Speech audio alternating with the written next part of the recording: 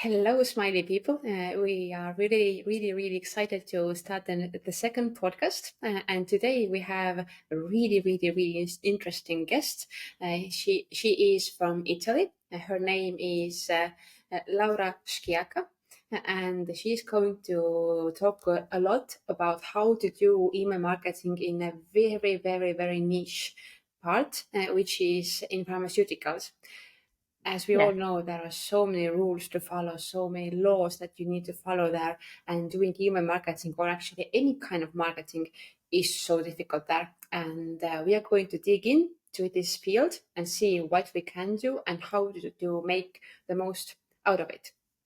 So, Laura, you are welcome to talk a bit about yourself, introduce yourself, and maybe just show off a bit. okay, thank you. Thank you for giving me this chance to speak about this beautiful world of email marketing. So I'm Laura, as you said. I live in Slovenia right now, and I work with email marketing from, I would say right now, from 5 years old. And I had the chance in these 2 last years to dig really in and to get to know details about it, especially speaking about our pharmaceutical industry. And yes, I think that I have a lot to say, so we can already start. Yeah, that's very good. I saw from your profile that you used to be a graphic designer before. Yes, So this is like a really interesting thing to have as an email marketer. You know how to do graphics, probably also know how to yes, write the code, right? A bit. yes. I Yeah. know So how to like, write the code. Also, because I was in the past taking care of websites from the code point of view. So I was building also websites, also the big graphic designer. yeah. So So this is yes, easy I skills to have. yeah, I can make, I think, more things if I compare to people that are just doing, of course, marketing. I can make creatives and make the codes inside the email itself if I need. So yes, it's helpful. Let's say it's helpful. Mm-hmm. So let's dig into this difficult field and learn how to do email marketing in pharmaceutical industry. So as a first startup question, can you describe me a bit more like what are those unique aspects of email marketing in pharmaceutical industry that you need to think of? Especially if you think about health and weight loss and supplements, Yes, probably there is a lot to think about, right? yes, for sure. We have unique aspects that are similar to the other industries, but most of all, I will speak about loyalty, credibility, safety, quality, and constant updating. I will speak about all of this because you know that customers are always daily exposed to thousands of advertisement in all channels. And in this specific case, we're speaking about a product that they have to ingest. It's not about clothes, it's not about furniture, it's something that they have to ingest, and we're speaking about health.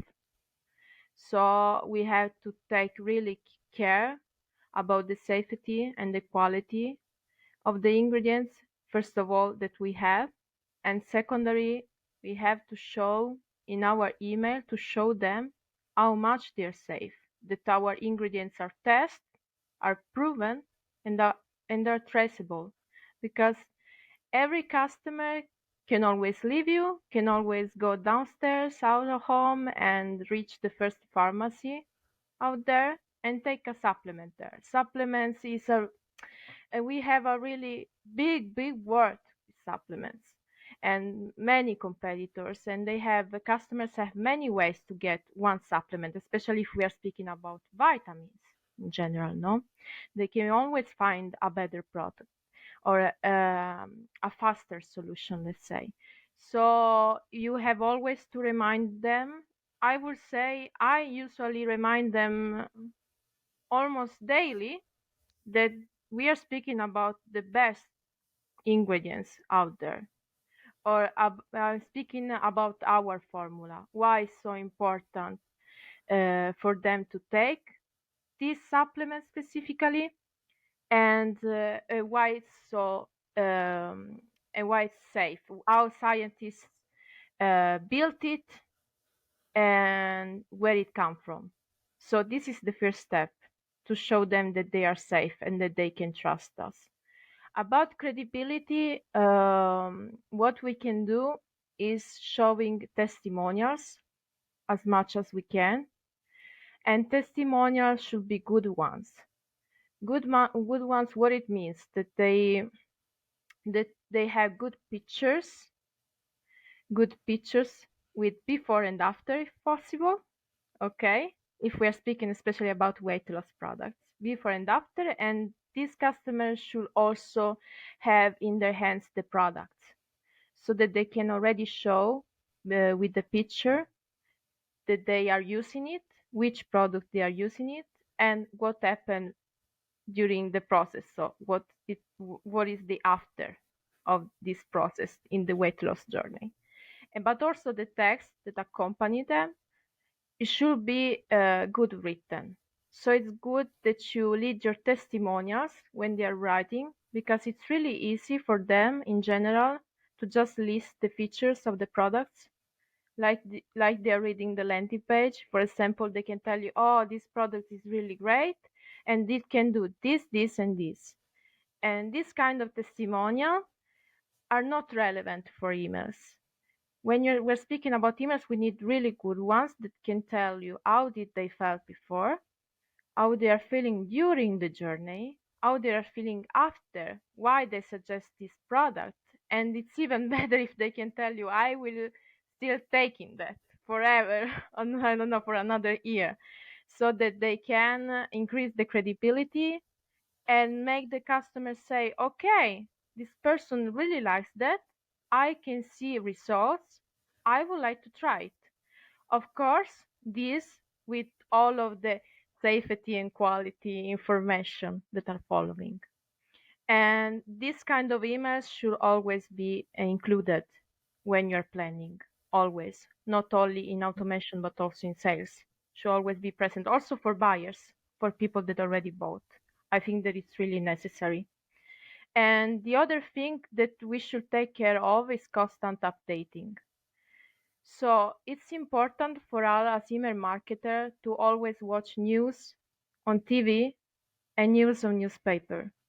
Since we're speaking about health, every day it can happen that the doctors or something specific comes up about ingredients, or about a specific vitamin, or about specific issues, okay? Because we are selling products to help people with their health issues. And it can happen that doctors are exposing on TV on some days uh, vitamins that people should take, okay? And in that scenario, that you're watching the TV and newspaper, you can actually take this content and put it inside your email to be more efficient, because the customer is also watching that, and it will be, I wouldn't say certain, but it's most certain that this kind of content will convert. And that is why you should be always updated. And Mhm. also to have a local approach, especially for a big company that is selling through many countries. It's better that you have a native always. So I suggest to every company to hire natives that can take care of their country and can tell to the specialist what is going on if something happens specifically.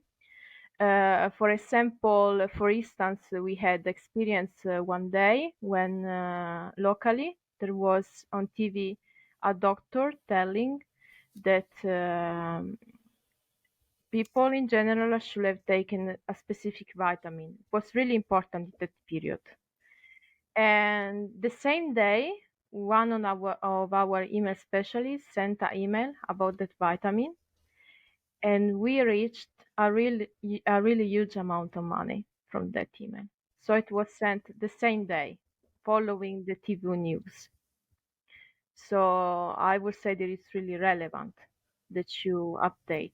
yourself every day, Hmm. every day.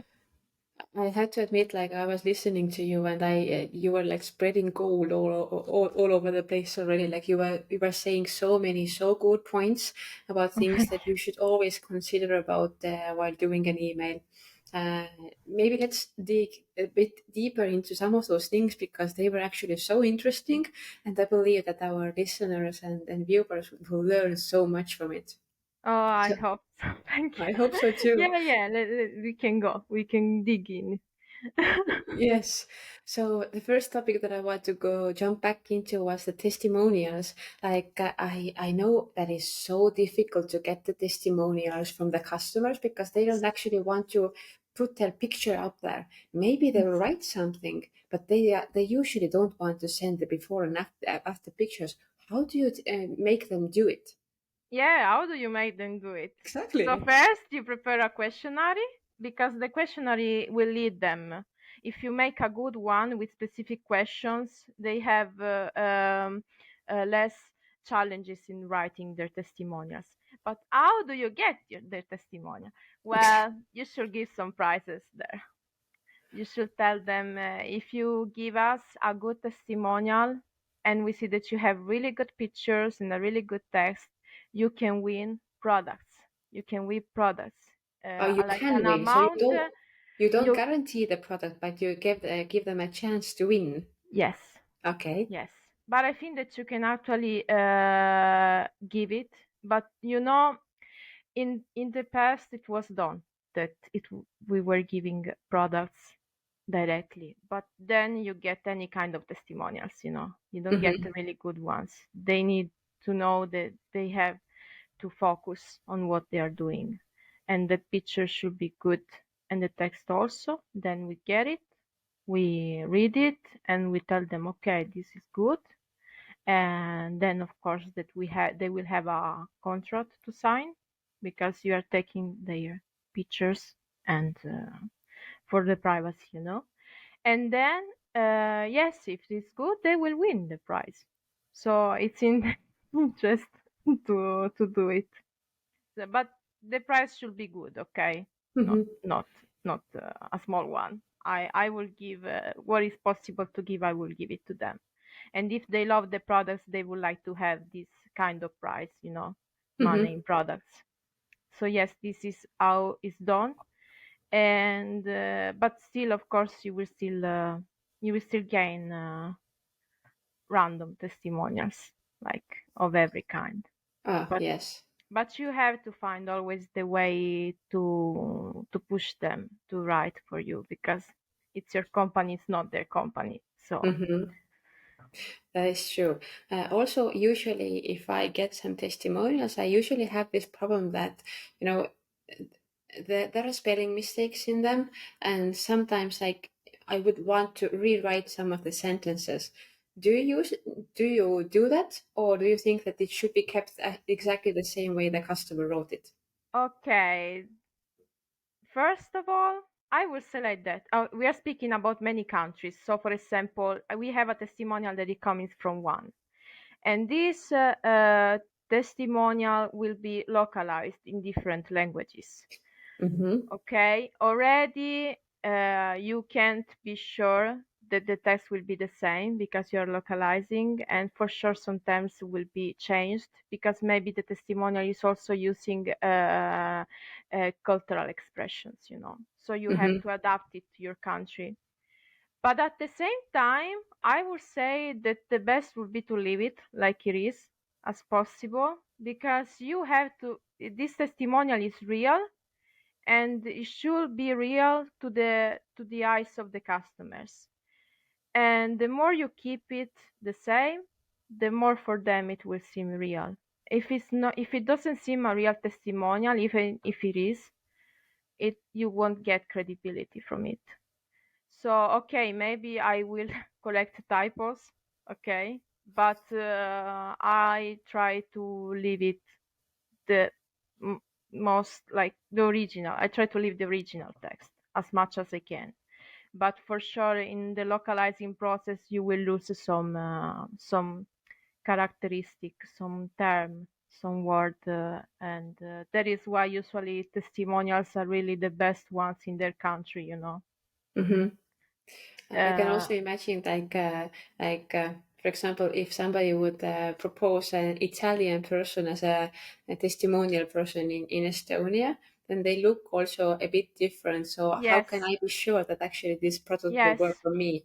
yes. That is why you have to watch your testimonial, because it's true. If you have a blonde girl with blue eyes, maybe you can't really show her in a country where usually women have brown hair and brown eyes, you know, because Exactly. you have to resonate with the customer. They have to tell, okay, this testimonial can be actually a person that I'm meeting in the street, you know. So it also should meet the cultural standards. Also speaking about the body, not only the text and everything, and the name also. Because when you show a name that a person can't even read, even if it's a real testimonial, even if it's a good one, maybe it won't resonate with the customer. So also the name is really important. So you have to take each testimonial and check if the name is maybe sounding the best, the picture is okay, the person seems from your country. Many things to be taken in consideration. Many. That is why it's really difficult to have a really good testimonial per country. Mm-hmm. And actually, I would even say that all those things that you right now said, they can be said about the whole email. That in the whole email, you should use people's pictures with who are from the same culture, and you shouldn't use a different language or different slangs, or and also like Yes. different, really different names inside the email in Yeah. general. Yeah. Because it's really important that the customer can really resonate with what they are seeing, but everything that is inside the email, not only the content, not only the subject line, but and the product, but also the people that are inside. Exactly.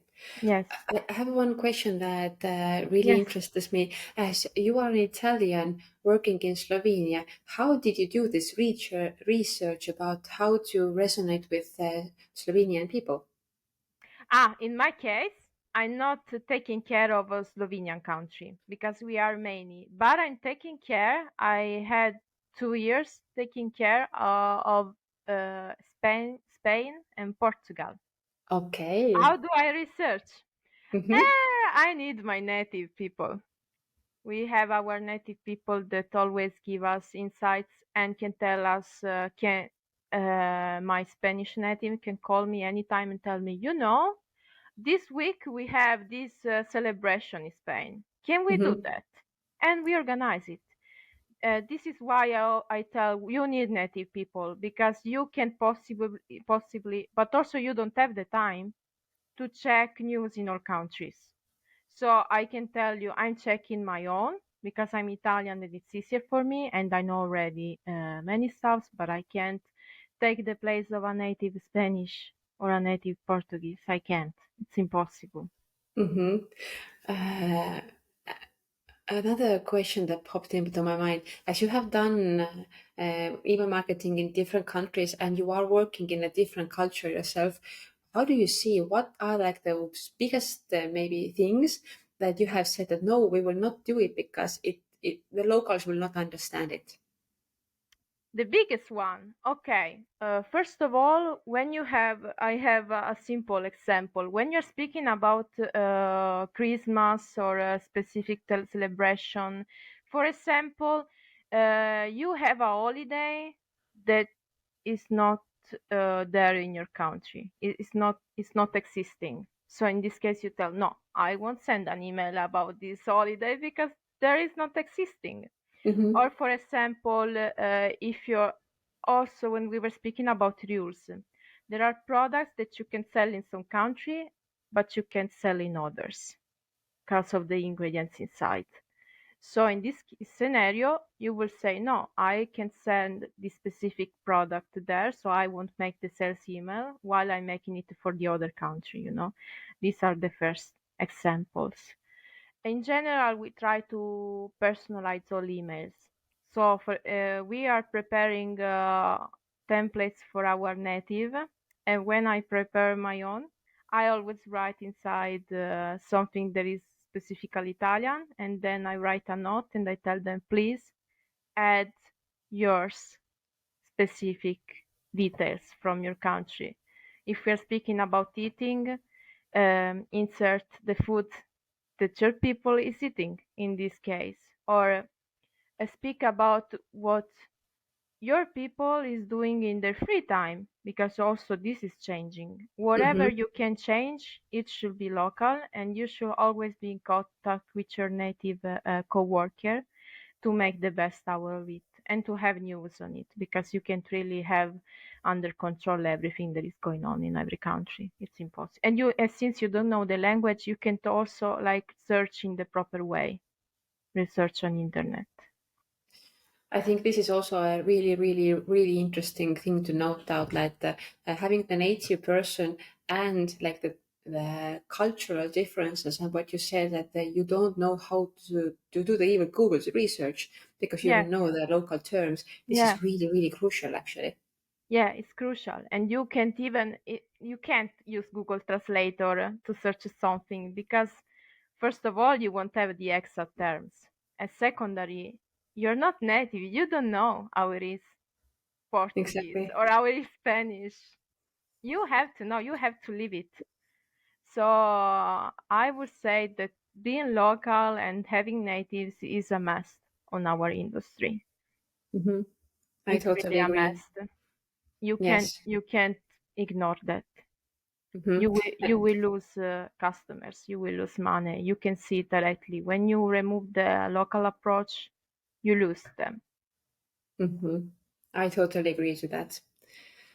Also, I would say that the locals usually have their different slangs. I'm Estonian, and if I Google translate the text, I can understand if it's written by a machine or a human being, because human beings actually talk a bit differently than a translated text. So this is another other reason why you definitely need to have a local copywriter. Yes, yes. In a recent lesson about copywriting, I was taught that actually it's good that you use slangs and you sound like you're speaking, not writing, because Hmm. this will make the customers feel more safe, more they will make them feel like they know you more, even if they don't. But this will add them, like to speak to them like you're really their friends. Exactly. Yeah. So another good point to remember, write as you are actually talking, not writing to people, because then they Yes, will yes, feel way more familiar. yes. You are telling gold here, like everybody should listen to you. This is really Thank you. good. The third topic that we already talked about, local copywriter. Third one that we mentioned before was taking news and putting them into emails. I think this is a really, really, really good tactic to use, which most countries, most fields, most companies don't know how to utilize because.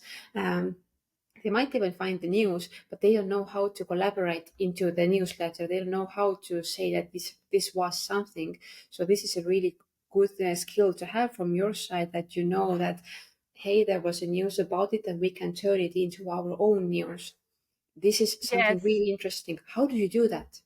How do we do that? So, of course, here we have guidelines, because even if you see a news on we're speaking about, for example, the doctor knew that I was telling you about the vitamin, no?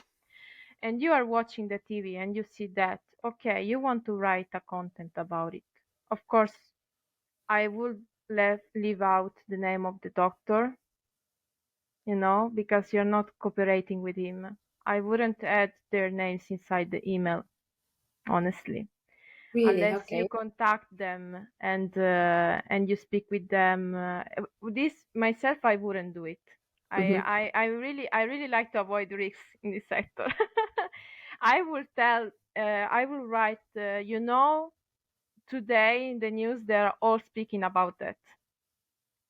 Okay. They're all speaking about this vitamin, and you know why this vitamin is so important, and you know why you should take it. And we have the best solution for you because our vitamin is then again traceable. So we tell them our vitamin has its origin in Europe. It's safe. We have a great amount of milligrams in our product. This is the best for you. And then so I will use the news like the intro for the intro of the content, but then I will Mm-hmm. still go on our side right after just to take their attention, This is what I will do. Okay, But that's really cool.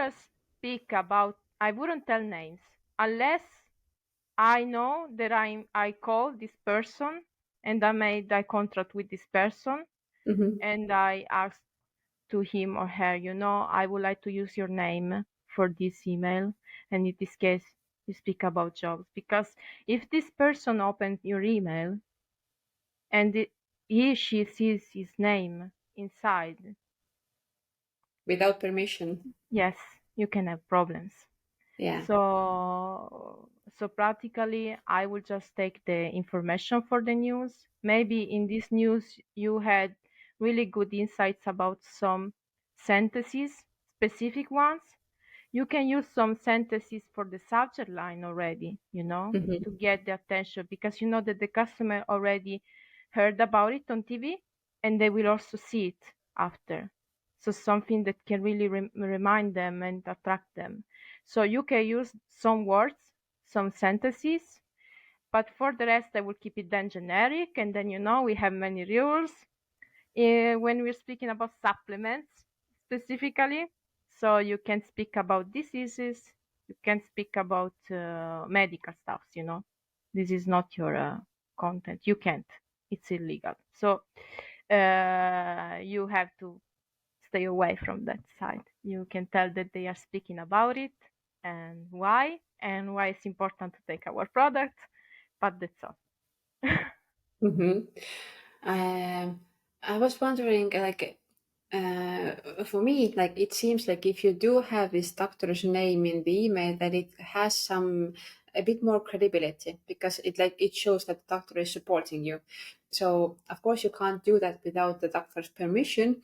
But have you done some A/B testing regarding which emails work better, either those ones who do have the doctor's name in it or those that don't? We don't usually use doctor names in it.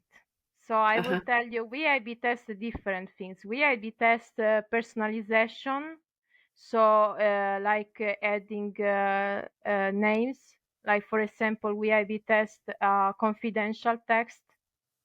We see a non-confidential one. You How do you know, get the confidential text? a more informal way. Or and with a text that, for example, you're speaking like, "Hello, I am name," you know, "I want to Mm-hmm. reach you because I would like to speak about that." Or Okay. or you can make the same text in a formal way. So, good morning. Today we would like to speak about that kind of product. So you can also A/B test this kind of approach. Of course, leaving the rest as it is, but you can Mm-hmm. test the personalization. In general, what I test, it's visual VC text because text emails are the best. Even if you Really? Yes, if you even if you will say, "Ah, no, why?" You have a good, great visual template in front of you, but sometimes to write two sentences and one CTA works better than that. So Okay. what we test more is that, and we test subject lines a lot.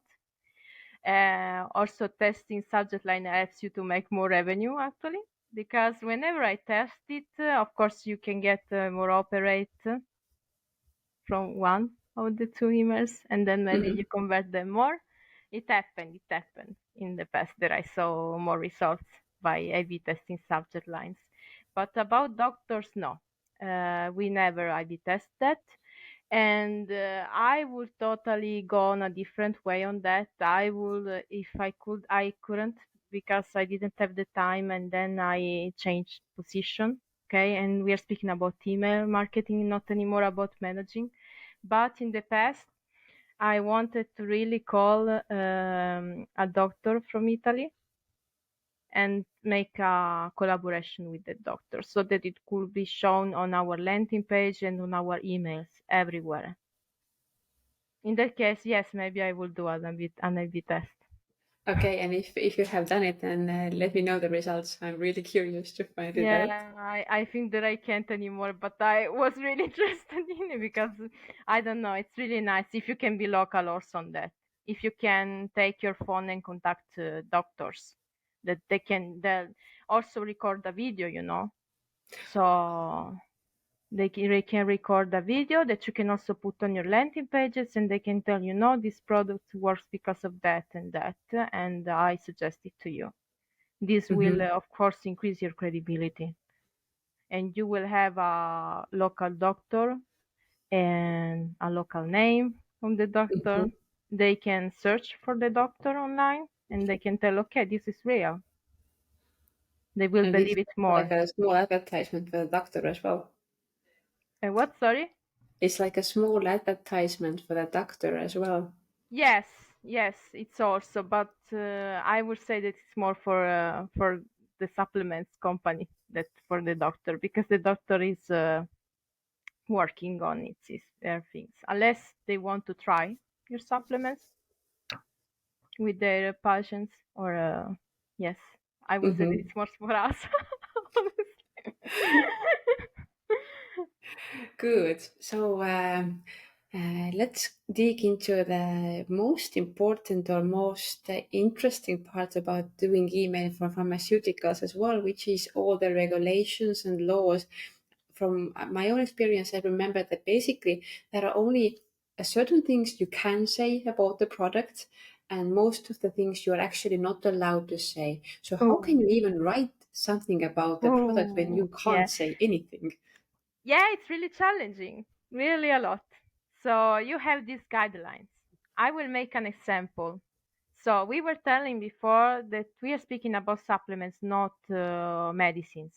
And already this makes the list really limited, really strict to what you can say, what you cannot. First of all, when you're speaking about features of the products, if you have a feature, for example, anti-inflammatory feature, okay? If this anti-inflammatory feature is not tested and proven, you can tell that this product is an anti-inflammatory, for example, but you can tell that it can help with inflammations. So the key is it can help. It can help. Mhm. Everything that you're selling can help. And always remind to your customer that it can't substitute medicines or therapies, and that they have always to speak with their doctors, even if it's only about vitamins, because if they're having a therapy, the vitamin can give problems. So also for that, you have to be always strict. Also for the customer, it's an ethical thing. It's Mhm. good that you don't overdo to keep them safe, because they can actually read your text and believe in it, and then buy something and take it without before speaking with their doctor.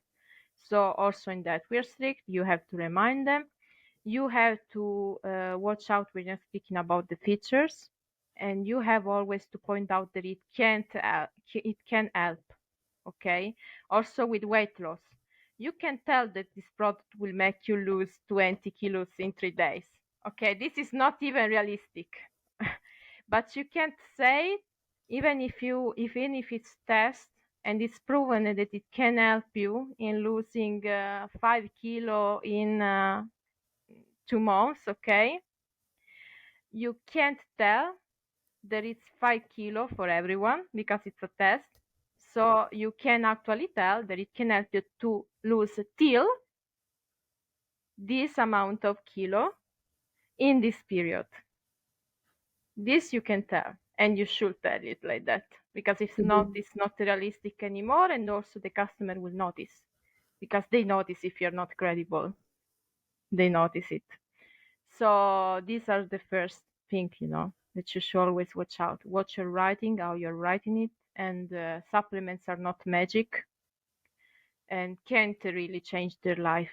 It can't, because they have also to make their effort. They have to eat healthier. They have to move, and they have to think about their health first with their doctor. And supplements comes after. It can help. It can change in better their life, but it's not a A magic. magic pill. Even if it's really easy to sell magic, it's not ethical. Okay? True, that is true. It's But easy, if you but get it's not ethical.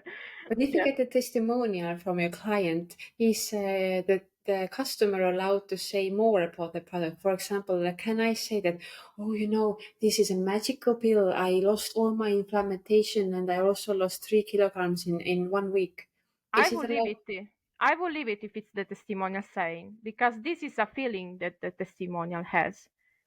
The person is feeling like it's magical because in his case or her case it worked like that. But of course, in your content written by you, you will always remind that this is not magic. Okay? Mhm, But a testimonial, I will leave it, as I said, as original as possible, because maybe they are really excited about it. So why not to show it? I wouldn't change drastically their content. mhm, Important is that you as a company remind that this is not for real magic. We are speaking about health. It can really help because it's test, so it happened, and you have the testimonial sent to you that it really happened. And we have many testimonials that also have disease, you know. So, and they speak about it in their testimonials. They speak about, like, I have this disease and I took that and I feel better. Yeah, I leave it personally. I leave that kind of content. Important is that myself as a company, okay, I don't go overboard. I mhm. have to keep it really So safe. that's why actually the testimonials are so important because the customer actually can say a bit more than you as Yes, a company can. can speak about feelings also. It's Mhm, all about feelings at the end, because the customer is reading and it's feeling that something is not okay, and that they will need a product to change what is happening. It's about feelings. If you can make the customer feel safe and feel like, if you can encourage them. If you can make them feel happier also reading it, what you're writing, this will mostly more convert them to buyers. It's true, it's mhm, about feelings. So also testimonials should be a really bomb of feelings, mhm, because they really tried it. So the best will be to have their emotions inside their text, because of course if they are listing feature, this is not a testimonial. I can also list it to tell this product can do that, that, and that. Okay, and this is not a testimonial. You need mhm. their feeling inside it, not only the experience. That is so true. Now another question about how do your customers make decisions? Like there are some decisions in your life that you look at the facts and you make the decision. For example, if I'm buying a car, I don't usually go to the first shop and get this emotion. Oh, I want to buy a Fiat. But especially regarding weight loss products, I would assume that many customers actually make a really emotional decision.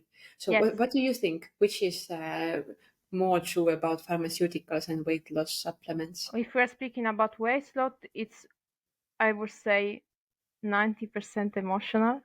And that is why when we are having sales with weight loss supplements, we are speaking about people that buy compulsive buyers. We're speaking about compulsive buyers.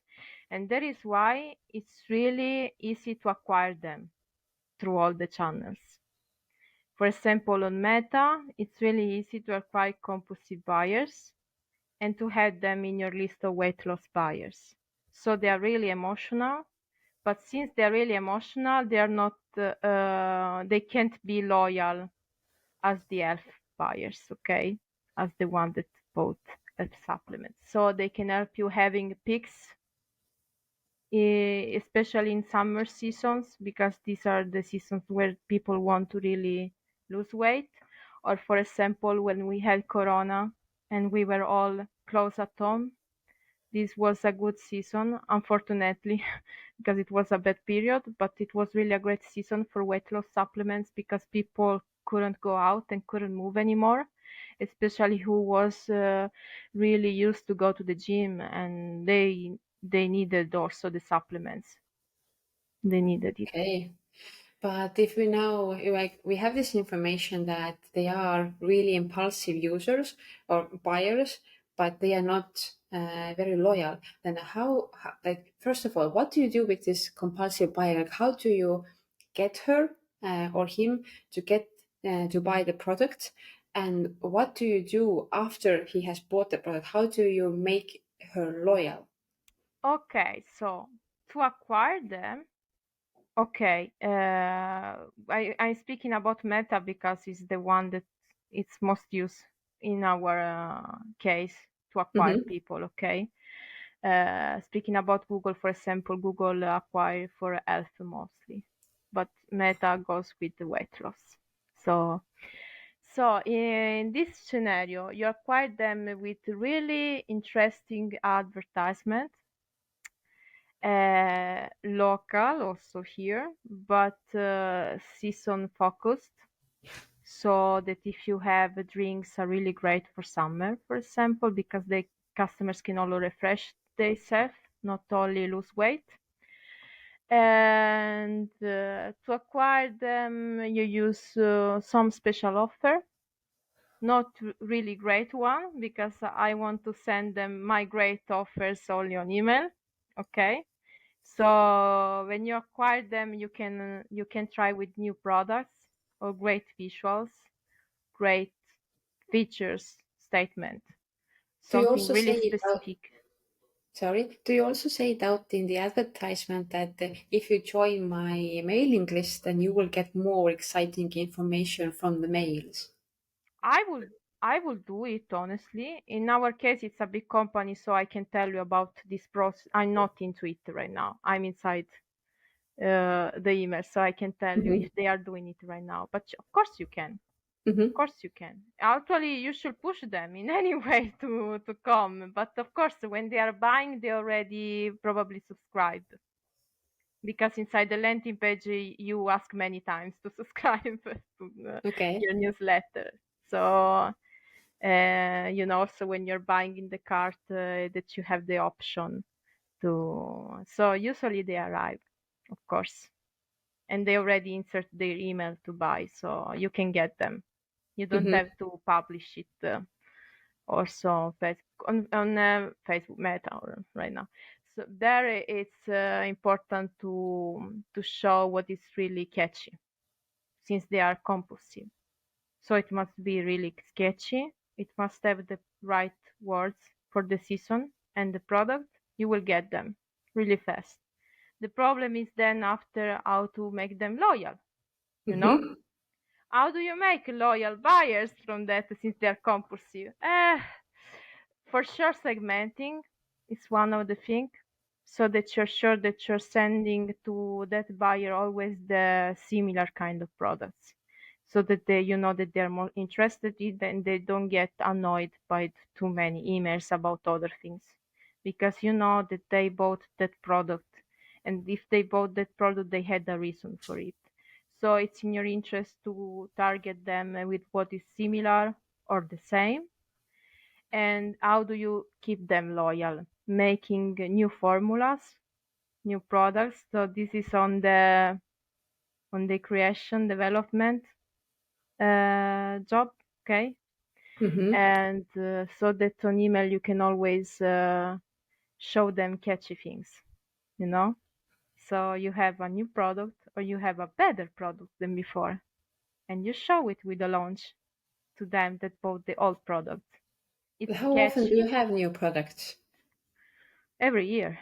Every year. Okay, that's really But often. you must be really, there is constant updating ahead also that, Okay, on email you are not developing products, but you need always new products.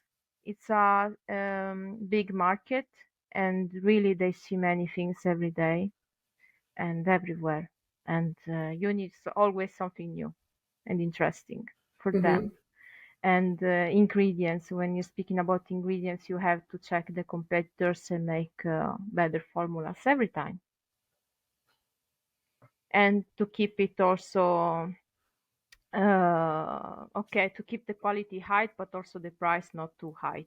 Because if we are speaking about compulsive buyers, they will probably get connected to you because the price is not high. Okay, if you So, show, yeah, if you show a big of if you show a high price to them, they will probably not convert. So you need also to give them, I wouldn't say cheap, but cheaper than the others sometimes, to tell like, mm-hmm. this is the best price for this kind of product.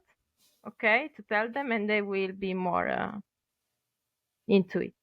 So yes, you keep them with new products, and you keep them reminding them about the product itself and giving them the best offers ever, like really special offers that they can have only through emails, and they can't have it elsewhere, so that they will stay inside the list and will keep opening and buying. Okay, probably you have like you're using a lot of automations to do your work as well. Can you, for example, describe if you have a new customer automation, like there is somebody who just subscribed to your newsletter? What do you send them? What are those emails that you send to a new subscriber with this automation? So there is a welcome flow, especially for them, that will introduce them to the company first. So it's a series of emails. They will be introduced to the company, why the company is so important, how it was built, what kind of ingredients we use. So mostly at the start it will have content, to make them aware of what they buy or bought. And then while we go on, after days and days, we start giving them offers. And this is the welcome flow specifically for them. So, you bought this, welcome to our family, and this Mm-hmm. is the company. It was built in this year. We are doing that, and we have this kind of products also if you are interested in. So, not only what you bought, but also the others. And then with time, you can also offer them some special product. Usually, putting it's important to put bestsellers in automations, Mm-hmm. because you know that they are the best one in converting, and you want them to buy more. And you know that when you have a new clients, usually they will be more active on the buying side. Mm-hmm. They will buy more. They are more active than you want. So it's the best time to show them the best that you have. How fast do you think you can start selling to a new customer? Like how long time do you actually need to nurture them? And when is like the first time you can actually say that, hey, I have this offer, come and buy? Or do you think it's We irrelevant? usually always exclude the 30 days buyers from our Hmm. special offers, so that a person that bought a product has 30 days of introduction, and after that time probably also their product have finished, they don't have any more stocks, and then you can start selling them again. Okay, that is really, really good You can thought of also it. exclude, if you want to be more specific, but this is a really big thing, because we're speaking about not only automation but also sales. You can also exclude them based on what you're selling. So if you know that you are selling to a people that bought a stock of 1 year, Mm-hmm. you will target them again maybe in 1 year with the same product. Okay, you can target again them between the same year, because you know that they already have the stock. So Mm-hmm. also this is important, to segment from how much time they bought that specific product. Mm-hmm. Also in automation, and automation are planned like that. So, for example, when they subscribe to a product, they receive emails after, taking under consideration the fact that after, for example, 30 days, they will finish the product.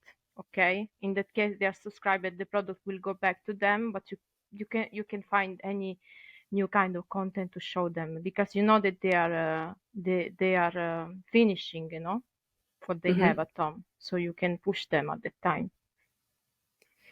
This is also like for me, like it sounds like a brilliant idea. You have to consider how much did the customer buy, and then like calculate how long uh, Yeah, yeah, does it have in stock for the customer, and then re-engage with the customer once you know that their that stock is they ending. finish the Hmm. stock. Yeah, yeah. Exactly. Because at the Mm-hmm. time you can also remind them a little bit before, your stock is finishing, maybe you need a new one.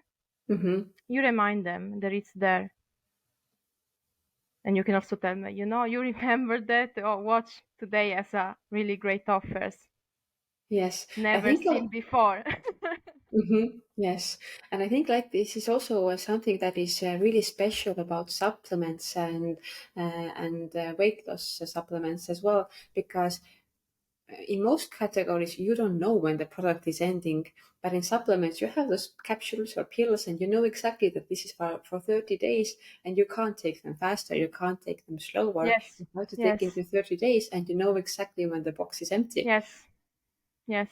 So And I this is think that is why we then included subscription, so that automatically they get the product every time it's finished, at aha, home. So also that you can do. So you yes. subscribe like it was a newspaper, but no, it's your supplement. And then every time it's finished, it comes back to your home without you ordering again, with other Mhm. extra bonuses. So it's like So making the life for the customer easier. They don't need to make a yes, new order, but they just get the product, they pay for it, and they don't need to think any more about it. yes, yes. Really Also good. that one. Mm-mm. Also like Uh, that you keep them loyal, because it's difficult, they're a subscriber and it's subscription. It also take effort to do it, mhm. to remove But a how subscription. else do you keep customers loyal? Like, do you give them some extra discounts or some extra skills or like extra content or something? Or like, what else can you do to keep your customers loyal? Well, every content it's personalized and it's extra. It's rare that we actually, it's more rare. It's rarer. I don't know how to say More rare, that. yeah. Yeah, more rare. Okay, that we show on emails what is already on landing pages. It's always personalized and always new content, always having tips about new things, and that is why I told you you should update yourself. When I'm writing new emails, I open Google and I check for news of the last week, about something specific, about health, about gym, if I want to sell some product that can be connected to the gym. And from there I take new ideas and I write new content, so it's always new, it's always personalized because it's local, and it always contains a special offer in my case. I like to send them really special things, and it's really difficult that they find in my emails what they already find on the landing page. And when we are speaking about Black Friday or Cyber Monday, I have a specific landing page for them, not the usual one. They have really the best on email. Okay. So another good tip for the listeners is like do not repeat the same text in the email that you have on your landing page or web page. Create a new one because then it's fresh, new, and more Yes, engaging. of course, you can't go also here overboard. You have to be connected to the landing page, because they need to see what they see on the email also on the landing page. But You can add news and specific information also inside the block, inside the email, like also in italic. You can do it like telling, did you know that? And you tell them about some news, that you have just read, and that are not false, of course. So you can Hmm. do that. You will add something new, and at the same time you will still be attached to your landing page, because the rest should be always reflecting, what Hmm. is there. Exactly. The customer Okay. needs to know that the if they push the button, click on the button, that they will still be on In the the same topic. same environment, let's say, Hmm. same Exactly. colors, same text. So this, of course, must stay there. But I suggest to always make new things inside, new text, and put news local, Hmm. local news. As we have already talked so much about the contents of the email and the copywriting, then what would you suggest? How long should one email be? How much copy should be inside one email? It depends. It depends on the content that you want to write. Usually, when you want to make awareness, so we're speaking about typical newsletter with articles, for example, you can keep it longer. It's informative, so it's okay to make a longer text. But when you're speaking about sales, we go shorter there.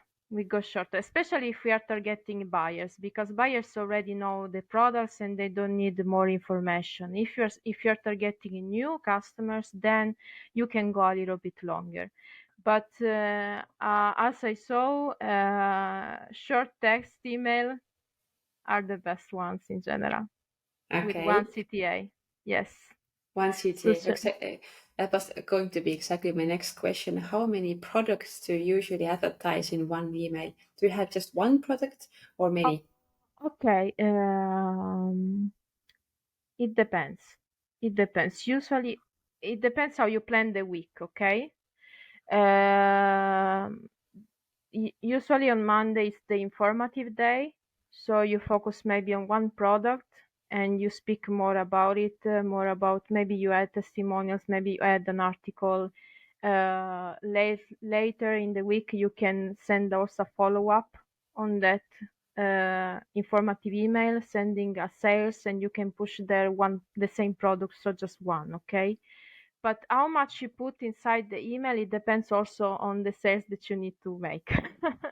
So, for example, if you have products, a really huge stock of products, and you want to get rid of it, you can always add at the bottom of the email these 2, 3 products extra with cheap prices. Okay, the Mhm. rest of the content will be focused on that one, but at the end they can also see, maybe you would like to check this, maybe you would like also this, and this small you can also see other products. In general, I don't like to have too many products, because you can confuse them actually if they see too much. So if I know that I'm sending one product, I'm choosing the best seller and the best offers. If I know that this product is not a bestseller, then I will add the other 2 products at the bottom that can help you convert them more, so that you don't lose an opportunity with that email. So it really depends on what you are planning, what you need to sell at that specific time, and what are the content that you would like to send. It's a mix, of things. So it's really different every day, and I would suggest to focus on one product only if you have a really interesting content to share about it.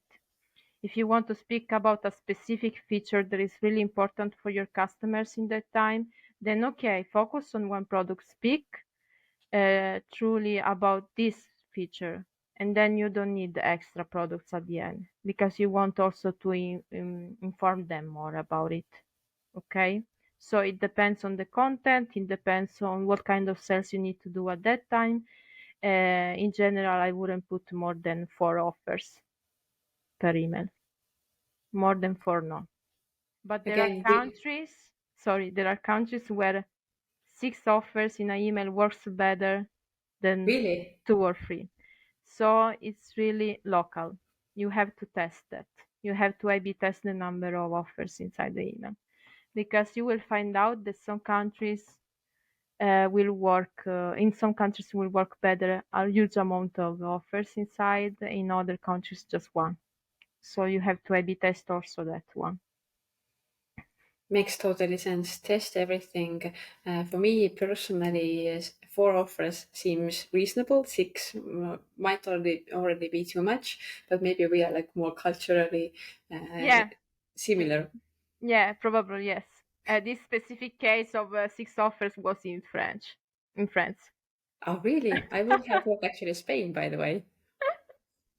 They like okay till 3 offers. 3 offers are okay, but good ones, Hmm. because Portuguese and Spanish people want really good offers Okay, before the that's content. Mm. good to know. Um, I think I could keep talking to you for hours and hours and hours, but I can't keep it that long. So I'm going to ask about one more topic, and this Yes, is about measuring the results. You already mentioned slightly before that the most important measure is sales. Am I correct? yes. In the Yes. past, we were also focused on operates a lot, but now we have this new privacy protection Mm-hmm. going on that is making our operate really not trustable. And even if you exclude iOS from your segmentation, you can't even exclude them forever, you know. You can't focus anymore on operate. Before it was easier. You would say, okay, I focus on that one only. I know that if more people will open it, then I have more people that I can convert, okay? Mm-hmm. But in our case, operate is gone, I would say. Click rate is following, because if you don't know if the person is opening for real the email, you don't know if the click rate in percentage, it's, if you can really take it as an example, you know, because you don't know what happened in the middle. So I would say that conversion is the most important for me. Mm-hmm. Conversion, and then with conversion rate you can also dig in landing pages and find the best option for both email content and landing page, not only offers but also content wise. So conversion rate, I would say, and Mm-hmm. revenue, because we need it. Yeah, that's probably most companies need it, so it makes sense. I mean, all of us email marketing specialists are pushed for that. So another challenge Mm-hmm. added in the list. Mm-hmm, exactly. So if you are planning a newsletter or a new automation or something, do you like also plan what is like the ideal result regarding sales? Like, do you have like targets for sales before creating an email as well? We are obligated to do that because we are planning in advance and we are planning in a big team. So we are obligated to, when we decide what we are planning next, also to know what we are about to write inside the email as well. Because we also need to be coherent through the weeks ahead. So if you know, for example, we try to keep it to keep an harmony inside the week itself, so that we know that we are selling all kind of products for health, weight loss, and also beauty, for example, so that we are selling everything inside a week, but also that the next week are not repeating possibly, and that the content also is not repeating itself, because it's easy if you don't focus enough, it's easy to repeat something through the weeks. Especially when you're selling weight loss products, because at the end it's about burning fat, so it's easy to repeat yourself. So you then decide your plan in advance, the products that you're selling through that weeks, but also the content that you are connected to it. So, for example, since now we are in summer almost, our topics will be about summer, about going to the beach in a good shape, you know, speaking about the new swimsuit that you really want to buy, these kind of things.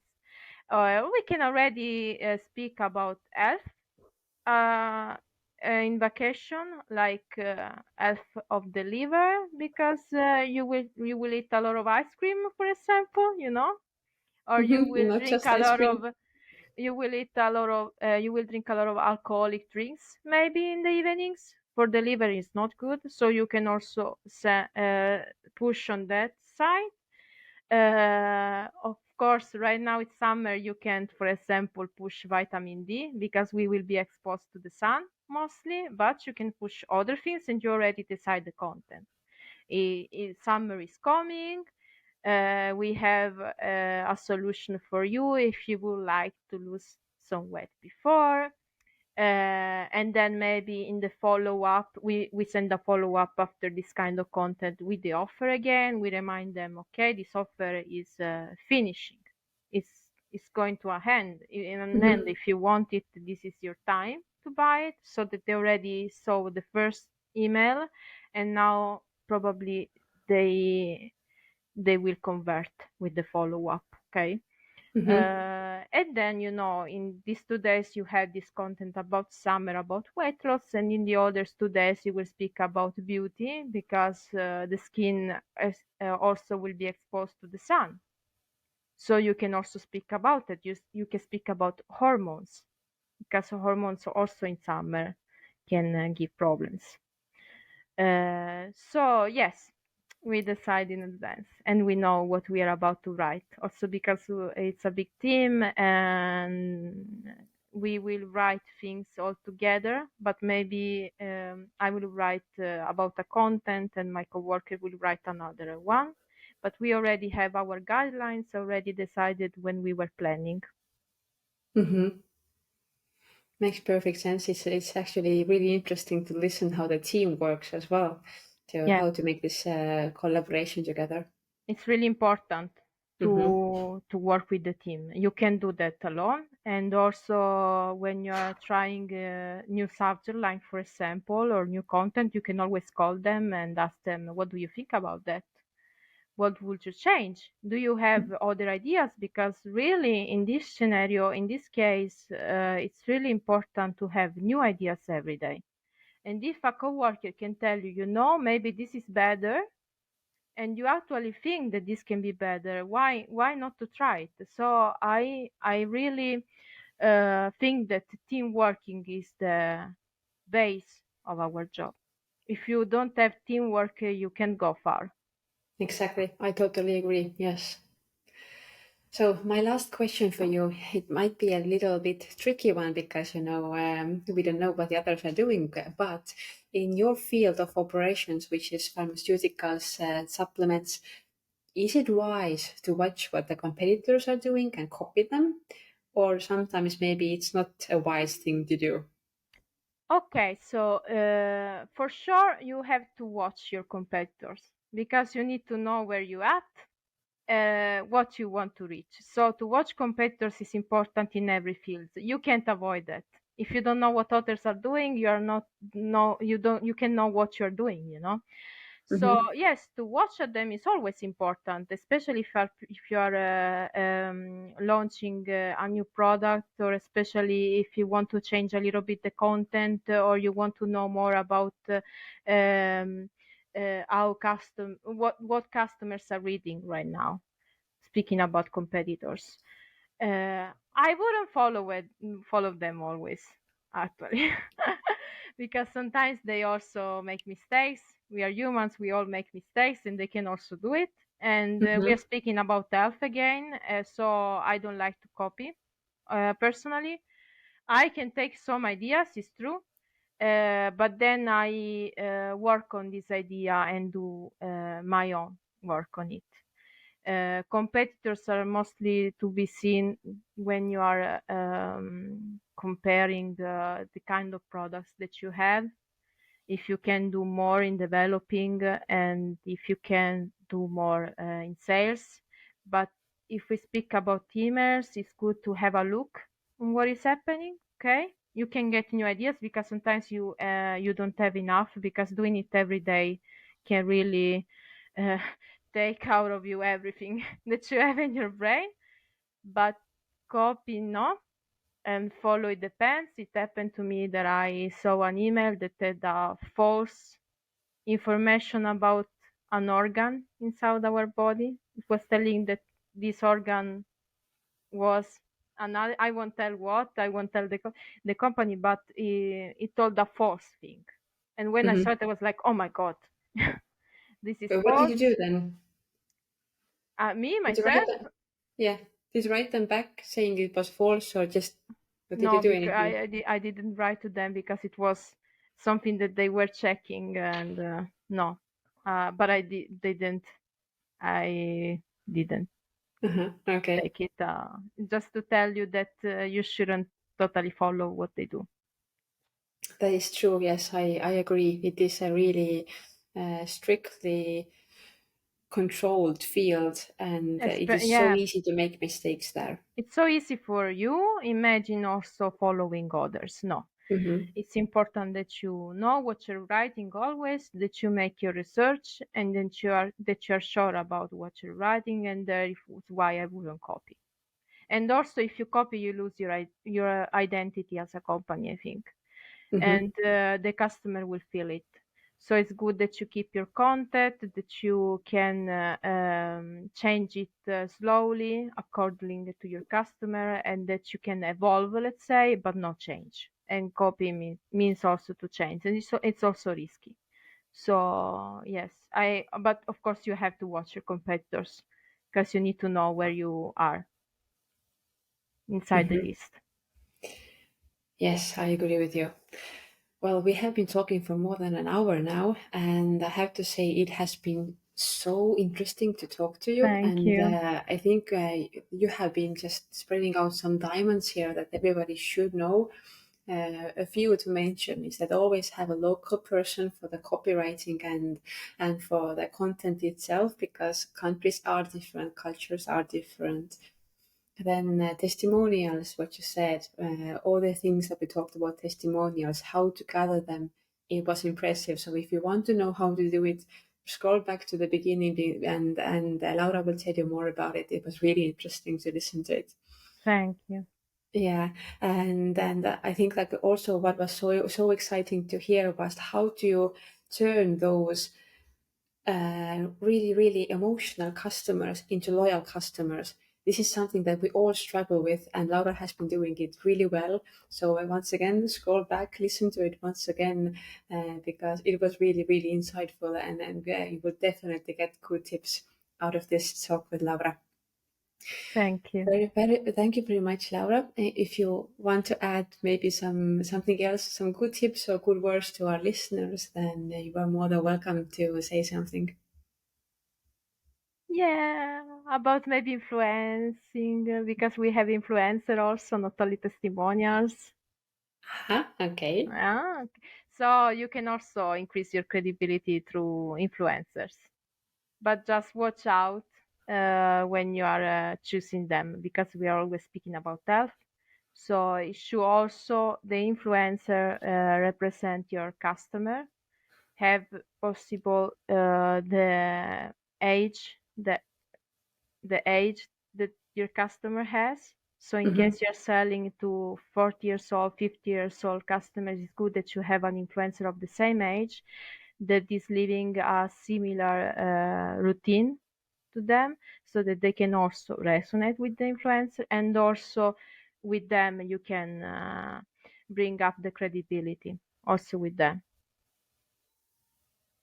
Yes, I think that in general, this is also a really good thing. Don't rely on email only. Involve all sorts of other types of marketing as well. Influencers, Meta, as you talked about before, Yeah, landing pages. It all comes together.